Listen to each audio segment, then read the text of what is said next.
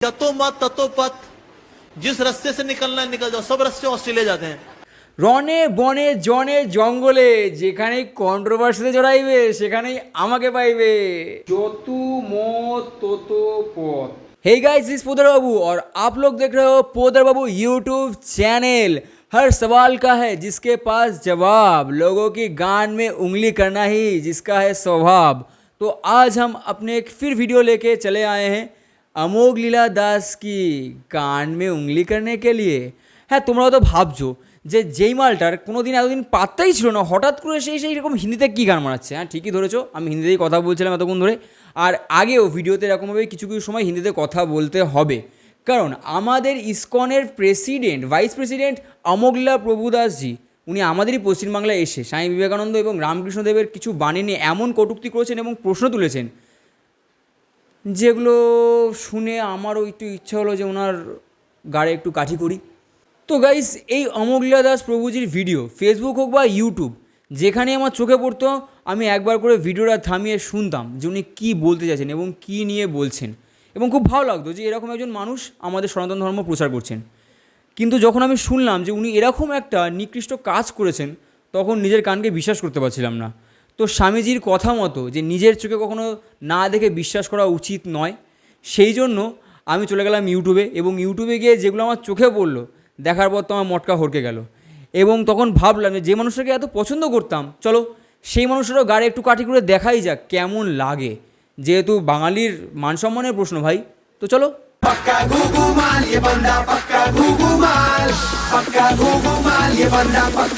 तो गाइस, पूरा वीडियो शुरू करने से पहले मैं आप लोगों को बता दूं कि मेरा हिंदी बहुत ही बेकार है, क्योंकि मैं एक बंगाल का लड़का हूं और मुझे बंगाली में ही यूट्यूब का वीडियो पूरा बनाना पड़ता है, तो हिंदी बोलने का उतना प्रैक्टिस नहीं है। तो अगर किसी जगह थोड़ी सी गलती हो जाता है तो आप लोगों से मैं हाथ जोड़ के माफ़ी मांग ले रहा हूँ।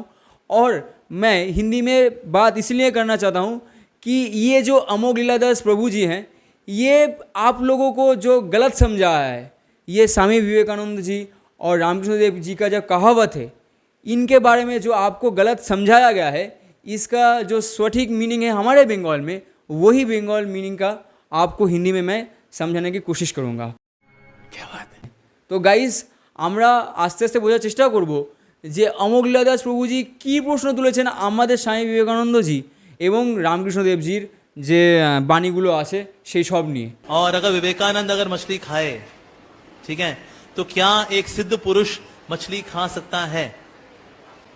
अगर आपके सामने एक सिद्ध पुरुष हो, क्या मछली खाएगा वो? তো গাইজ, তোমরা নিশ্চয়ই বুঝতে পেরেছো যে অমোঘ লীলা দাস প্রভুজি প্রথমেই জিজ্ঞাসা করেছেন যদি কেউ সত্যি সিদ্ধপুরুষ হয়ে থাকেন তাহলে তিনি কী করে মাংস খেতে পারেন। तो गाइज, जैसे कि आप लोग देख पा रहे हैं कि अमोघ लीला दास ने पहले ये सवाल किया है कि अगर सच में कोई सिद्ध पुरुष होगा तो वो कैसे मांस खाएगा।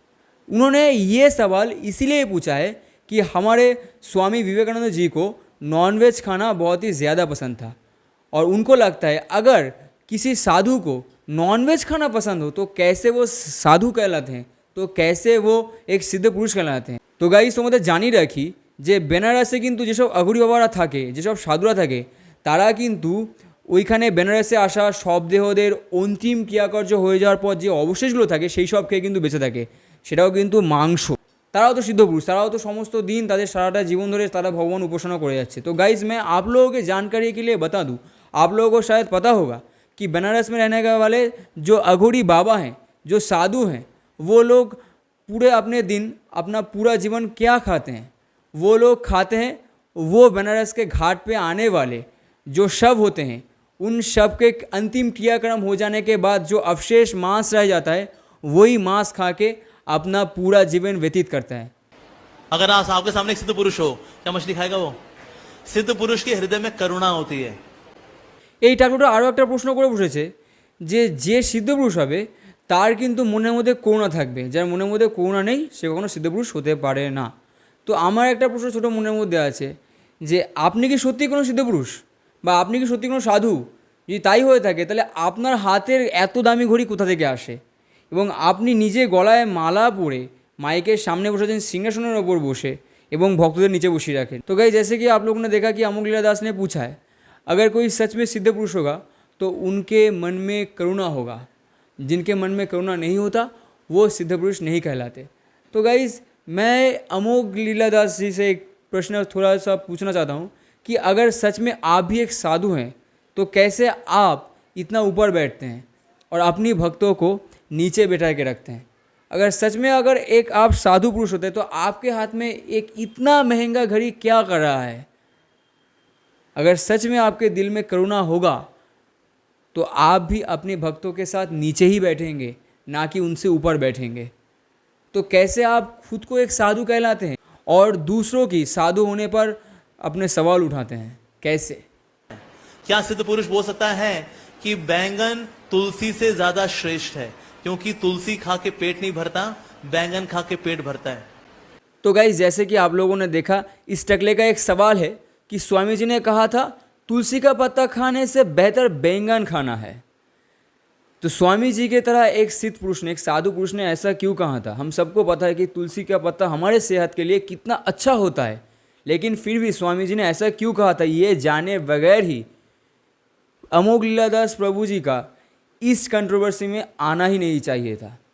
आप लोगों के जानकारी के लिए मैं बता दूं, स्वामी जी ने ये बात जब कहा था तब हमारा बंगाल पूरा अंग्रेज़ों का रूल में था, पूरा इंडिया अंग्रेज़ों का रूल में था और कोलकाता यहाँ राजधानी हुआ करता था पूरा भारत का।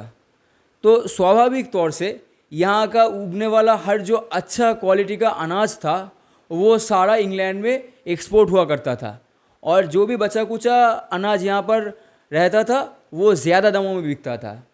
तो एकदम नीचे लेवल का जो लोग यहाँ पर रहते थे वो इतना दाम से वो अनाज खरीद नहीं पाते थे और लोग मर रहे थे, खाना ना मिलने की वजह से मर रहे थे। तो हमारे यहाँ के एक ब्राह्मणों ने, हमारे यहाँ पर कुछ जो ब्राह्मण थे, उन्होंने ये अफवाह फैलाया कि तुलसी का पत्ता अगर आप खाओगे तो आपका सारा भूख मिट जाएगा। तो यही अफवाह के लिए स्वामी जी ने तब कहा था कि तुलसी का पत्ता खाने से बेहतर आप बैंगन खाओ, आपको कच्चा बैंगन खाना चाहिए तो आपका भूख थोड़ा ठीक हो जाएगा। ये तब का बात है। तो ये बात पूरा ना जाने ही इस टकले ने, इस अमोघ लीलादास प्रभु जी ने इस पूरा कंट्रोवर्सी का ऐसा मजाक बना दिया है।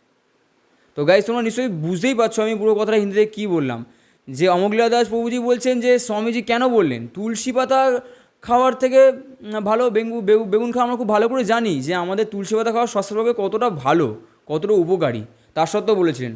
কারণ সেই সময়ের বাংলায় যখন ইংরেজরা আমাদের বাংলা রুল করতো, যখন কলকাতা আমাদের রাজধানী ছিল, সেই সময় আমাদের সমস্ত যে ভালো কোয়ালিটির সমস্ত ফসল সেগুলো কিন্তু ইংল্যান্ডে কিন্তু এক্সপোর্ট হয়ে যেত এবং যা পড়ে থাকতো সেখানের এখানে ব্ল্যাক মার্কেটের মহাজনরা বেশি দামে বিক্রি করতো এবং খুব সাধারণভাবে গরিব মানুষরা কিন্তু অত দাম দিয়ে সেই ফসল কিনতে পারতো না এবং মানুষ কিন্তু অনাহারে মরতে আরম্ভ করেছিল সেই সময়টায়। তখন আমাদের এখানকার যারা ব্রাহ্মণ ছিলেন তারা এখানে কিছু কথা ফেলিয়েছিল যে যদি তুলসী পাতা খাওয়া যায় তাহলে হয়তো এখানের খিদেটা কিছুটা মিটে যাবে তুলসী পাতা খেতে, ভগবানের নাম করতে। বাট এটা সেরকম কোনো কিছুই হয়নি। সেই জন্য তখন স্বামীজি বলেছিলেন তুলসী পাতা খাওয়ার চেয়ে কাঁচা বেগুন খাওয়া অনেক ভালো। फुटबॉल खेलना भगवत गीता से ज्यादा श्रेष्ठ है, ठीक है? ये अगर कोई ऐसा बोले तो ठीक है, ये ठीक नहीं है। तो गाइस फिर से आपके जानकारी के लिए बता दूं कि ये तब का बंगाल का बात हो रहा है जब बंगाल को अंग्रेज़ रूल करते थे, पूरा इंडिया को अंग्रेज़ रूल करते थे। तो स्वामी जी ने ये देखा था कि जब अंग्रेज़ों के साथ हमारा बंगाल का कोई फुटबॉल मैच होता था तब हमारे बंगाल के सारे जो नौजवान थे वो एक हो जाते थे, एकजुट होके वो हमारे बंगाल को जो फुटबॉल प्लेयर थे, जो फुटबॉल टीम थे, उनको सपोर्ट करते थे। तो इसीलिए स्वामी जी ने ये कहा था कि भगवत गीता से बेहतर फुटबॉल का खेल है, फुटबॉल ज़्यादा अच्छा है, क्योंकि तब देश को अंग्रेज़ों से आज़ाद करने के लिए यही एकता स्वामी जी को चाहिए था, पूरा देश को चाहिए था कि पूरा देश का जो नौजवान है वो एकजुट होके अपने देश के लिए लड़े अंग्रेज़ों से। तो यही बात स्वामी जी को बहुत भा गया था और इसी ने उन्होंने बोला था कि भगवत गीता से अच्छा फुटबल है। तो गाइस আমরা সবাই জানি কিন্তু স্বামী বিবেকানন্দ বলেছিলেন যে ভগবত গীতা পড়ার চেয়ে কিন্তু ফুটবল খেলা ভালো। কেন বলেছিলেন এটা আমরা খুব সবাই, আমাদের বাঙালিদের কাছে এটা সবারই জানা যে তখনকার দিনে আমাদের, শুধুমাত্র তখনকার দিনে কেন, এখনও যখনই কোথাও ফুটবল খেলা হয় তখন কিন্তু রমরমা পড়ে যায়, আমরা সবাই একজোট হয়ে গিয়ে আমরা সাপোর্ট করি, আমরা হই হুল্লোড় করি। তো তখনকার দিনে ইংরেজদের ভারত থেকে তাড়ানোর জন্য স্বামীজির প্রয়োজন ছিল যে আমাদের দেশে যারা যুবকরা রয়েছে তারা এইভাবেই এককভাবে একতা বজায় রেখে তাদের সাথে লড়াই করুক, ইংরেজদের সাথে লড়াই করুক, ইংরেজদের দেশ থেকে তাড়াক, এইরকম উদ্যম বিষয়টা দরকার ছিল। তাই তিনি বলেছিলেন যে ভগবদ্গীতা, ঘরে বসে ভগবদ্গীতা পড়ার চেয়ে ফুটবল খেলা অনেক বেশি ভালো। তার কথা বলার মিনিং এইটাই ছিল। আর তারই এই কথার মিনিংটা সম্পূর্ণ না বুঝে এই টাকলু অমোঘ লীলা দাস প্রভুজি যা না তাই বলে গেলেন। एज अ व्यक्ति मेरे सामने खड़े होंगे, मैं उनको नमन करूंगा कि आप शिकागो गए, आपने हिंदुत्व को लेकर अच्छा स्पीच दिया, thank you my dear brothers and sisters, nice, हम भी प्रशंसा करते हैं उसकी। तो गाइज आप लोगों के जानकारी के लिए एक मज़ेदार बात बताना चाहता हूँ कि स्वामी जी ने जब शिकागो प्रवचन के लिए स्टेज पे गया तो नीचे से एक अंग्रेज़ ने उनको बार बार इशारा करके दिखा रहे थे कि स्टेज के एक तरफ सारे धर्मों के जो धर्म ग्रंथ थे उनके सबसे नीचे एकदम सबसे नीचे भगवत गीता था और सबसे ऊपर बाइबल को रखा गया था। और वो अंग्रेज़ बार बार स्वामी जी को इशारा करके यही दिखाना चाहते थे कि तुम्हारा भगवत गीता का स्थान सबसे नीचा है और हमारा बाइबल का स्थान सबसे ऊपर। तब स्वामी जी ने ऐसा कुछ कहा कि वो अंग्रेज़ एकदम से चुप हो गया और कुछ नहीं बोला। तो स्वामी जी ने ये कहा था, हाँ सही है ना, अगर किसी घर का पिलर का एकदम जो नीचे वाला हिस्सा है वो अगर ज़्यादा मजबूत नहीं होगा तो घर टिकेगा ही नहीं। তো গাইস তোমরা সবাই জানো যে শিকাগো প্রবচনে গিয়ে কিন্তু স্বামীজি যখন স্টেজে উঠেছিলেন তখন নিচ থেকে একজন ইংরেজ সাহেব তিনি বারবার করে ইশারা করে দেখাচ্ছিলেন যে স্টেজের সাইডে রাখা যে সমস্ত ধর্মের ধর্মগ্রন্থের যে একটা লাট রাখা ছিল, একটা লম্বা একদম তাক করা ছিল, সেখানে সবার নিচে ছিল হচ্ছে গিয়ে ভগবদ্গীতা এবং ওপরে ছিল হচ্ছে গিয়ে বাইবেল। এবং সেই সাহেব বারবার করে ইশারা করে এটাই দেখাতে চাইছিলেন যে ভগবদ্গীতার স্থান সবার নিচে আর বাইবেলের স্থান সবার ওপরে। তখন স্বামীজি একটা কথাই বললেন যে যদি ঘরের পিলারটাই যদি নিচের দিকটা যদি মজবুত না হয় তাহলে ওপরের দিকটা টিকবে কী করে। সত্যি কথাই তো, ভগবদ্গীতা আছে বলে ওপরের দিকটা টিকে আছে। তো আমাদের অমোঘ লীলা দাস প্রভুজি এইরকম একজন মানুষের চিন্তাধারা, এরকম একজন মানুষের বিচারধারাকে নিয়ে প্রশ্ন তুলেছেন। এখনকার যারা সাধুবাদ, এখনকার যারা সোকল্ড সাধু, তারা সেই সময়ের সেই মনীষীটাকে নিয়ে প্রশ্ন তুলছে, ভাবতেও হাসি লাগে। এরা আবার নিজেদেরকে সাধু বলে। इवन एक अंग्रेज ने पूछा कि विवेकानंद जी से आप ऐसे स्मोकिंग करते हैं, ठीक नहीं है। उन्होंने बोला मैं भी इसको छोड़ने की कोशिश कर रहा हूं, उन्होंने बोला। तो यानी अभी उनका कुछ चीजें छूटी नहीं थी अभी। अरे यार, और कितना चूतियापा सहन करना पड़ेगा। अभी अभी आप लोगों ने गाइस जैसे कि देखा कि अमोघ लीला दास प्रभु जी ने कहा है कि स्वामी जी सिगरेट पी रहे थे और तब किसी अंग्रेज़ ने कहा कि आप ये छोड़ क्यों नहीं देते, आपको शोभा नहीं देता। तो स्वामी जी ने तब क्या कहा था कि मैं भी इसको छोड़ने की कोशिश कर रहा हूँ। तो गाइस आप लोगों के जानकारी के लिए मैं फिर से बता दूँ कि तब स्वामी जी सिगरेट को ट्राई कर रहे थे कि लोग कैसे वो धुआं अंदर लेके फिर से बाहर छोड़ते थे। स्वामी जी बस यही देखना चाहते थे। तब वो अंग्रेज़ ने कहा कि आपको ऐसा नहीं करना चाहिए। तब स्वामी जी ने कहा था मैं भी देख रहा हूँ कि छोड़ने की कोशिश कर रहा हूँ कि लोग कैसे सांस के साथ वो धुआं अंदर लेते हैं फिर उसे बाहर छोड़ते हैं। यही बात स्वामी जी और उस अंग्रेज़ के बीच हुआ था, जो इस टकले को, जो इस गजनी 3 के हीरो को समझ नहीं आया और उन्होंने बातों का बतंगर बना दिया। তো গাইজ যেটা দেখতেই পাচ্ছ তোমরা সবাই যে অমোঘ লীলা দাস প্রভুজি বললেন যে উনি স্বামী বিবেকানন্দ যখন সিগারেট খাচ্ছেন তখন একজন সাহেব এসে বললেন যে আপনার এটা করা উচিত নয়, আপনি এটা করছেন কেন? তখন স্বামীজি বললেন যে হ্যাঁ আমি ওটা ছাড়ার চেষ্টা করি। ছাড়ার চেষ্টা মানে এটা না যে সিগারেট ছাড়ার চেষ্টা করছেন, কারণ ওনার সিগারেট নেশা ছিলই না। উনি জাস্ট এটা দেখতে চেয়েছিলেন যে মানুষ কীভাবে নিঃশ্বাসের সাথে ধোঁয়াটাকে ভেতরে নেয় এবং নিঃশ্বাসের সাথে ধোঁয়াটাকে বাইরে ছাড়ে। যতোমত ততোপত। क्या बोला तूने? যতোমত ততোপত। कोई बोले अच्छा अगर मेरे को पहुंचना है ऑस्ट्रेलिया तो कैसे पहुंचेंगे? तो यतोमत ततोपत, जिस रास्ते से निकलना है निकल जाओ, सब रास्ते ऑस्ट्रेलिया जाते हैं। আরে বাড়া, ওটা যত মত তত পথ নয়, কথাটা হচ্ছে গিয়ে যত মত তত পথ। গাইজ আজকের কন্ট্রোভার্সির আমাদের মেন সাবজেক্ট সেটা হচ্ছে গিয়ে যত মত তত পথকে নিয়ে খিল্লি করা। तो गाइज मैं आपके जानकारी के लिए बता दूं ये जोतो मत तोतो पद वाली बात स्वामी विवेकानंद जी ने नहीं कहा था, ये कहा था हमारे रामकृष्ण देव जी ने। तो उनका कहने का एक ही मतलब था। हम सब जानते हैं कि जोतो मत मतलब कि जितना आपका विचारधाराएं हैं, तोतो पथ, पथ का मतलब रास्ता, जितना आपका विचारधाराएं हैं भगवान के ऊपर, आप वही विचारधाराओं के ऊपर चल के अपने भगवान को प्राप्त कर सकते हैं। यही बात रामकृष्ण देव जी ने कहा था और उसका पूरा बातों का ये क्या चुतियापा बना दिया हमारे अमोघ प्रभु जी ने। यार ये क्या है, कोई ऐसे करता है, कोई ऐसे करता है, तो कोई ऐसे करता है। हमारा एक ही उद्देश्य होता है कि हम अपने भगवान को शरण में रखें, कोई अपने गॉड को, कोई अपने अल्लाह को, तो कोई अपने माँ काली को। लेकिन सबका उद्देश्य तो एक ही है ना, कि अपने भगवान को पाना। वो हम जितने भी जॉब भी कर लें, ऐसे कर लें या ऐसे कर लें या ऐसे कर लें, हमका एक ही उद्देश्य रहता है कि हम अपने भगवान से मिलें, अपने भगवान से कनेक्ट हो सकें। तो रामकृष्ण देव जी ने यही कहा था कि जोतो मौत तोतो पथ। गंगा नदी की इसका निकल जाओ तो भी मायापुर, इस तरफ निकल जाओ तो भी मायापुर, उस तरफ निकल जाओ मायापुर, यहां निकल जाओ मायापुर, ऊपर निकल जाओ मायापुर, नीचे निकल जाओ मायापुर, सब रास्ते मायापुर जाते हैं। जोतो मौत तोतो पथ। जोतो मौत तोतो पथ।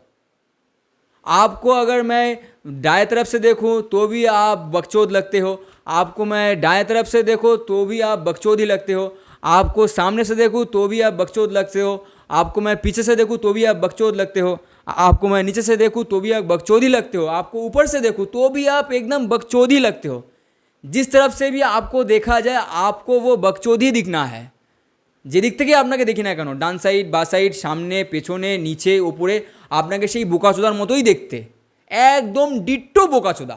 যত মত তত পথ। আপনাকে দেখেই আমার কিরম বাল বাল লাগছে। আগে ভাবতাম ভুল করছি, কিন্তু এখন তো দেখছি না ঠিকই করছি। ये तो लॉजिकली भी सेंस नहीं बनाता ना। आप जीपीएस में डालो तो क्या सारे रास्ते जा रहे होते वहां पर? नहीं, बीच में जीपीएस कहता है भाई रास्ता गुम हो गया, भाई तू पागल हो गया तू। अगर मैं आपके बातों पे ही आ गया और मैं मानने लगा कि जीपीएस सच में काम करता है, तो अगले दिन से प्लीज़ अपने भगवान को शरण करने से पहले आप जीपीएस में उनका जो एड्रेस है वो डाल देना।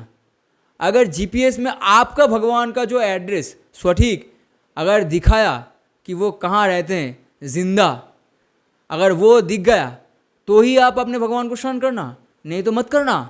গাইজ এই টাকলুটার কথা অনুযায়ী যে জিপিএসে আমরা মারবো তাহলে কি সব পথে একদিকে যাবে?